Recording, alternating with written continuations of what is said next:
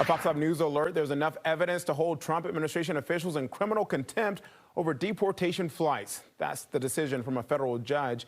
And tonight, the White House is vowing to appeal. Our chief legal correspondent, Katie Barlow, live tonight in Northwest, tracking the latest. Katie.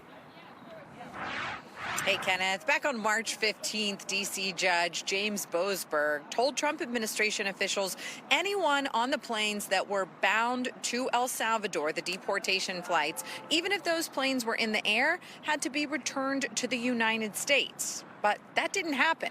According to the court, those planes touched down briefly in Honduras before continuing on to El Salvador, where those individuals were transferred to a Salvadoran mega prison. And now Boasberg says that there's enough evidence based on what was happening behind the scenes to hold Trump officials in criminal contempt.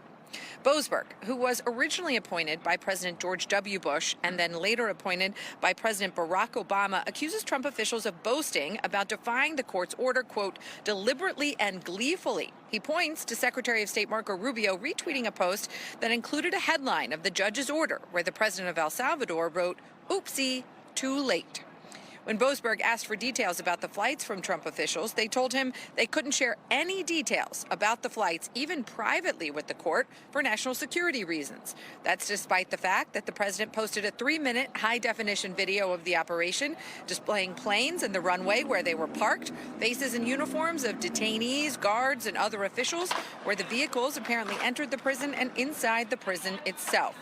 Boasberg, even though the Supreme Court tossed his order last month, says that doesn't excuse the government from disobeying it until the Supreme Court acted.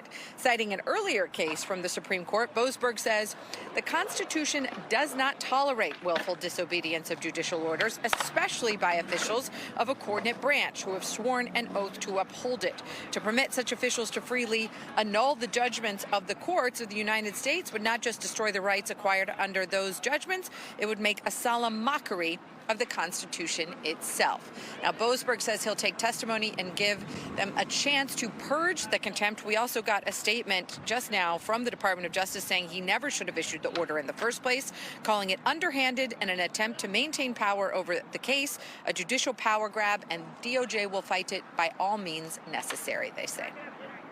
Feels like we're in that constitutional crisis, but that is a discussion for another day. Katie Barlow. All right, thank you.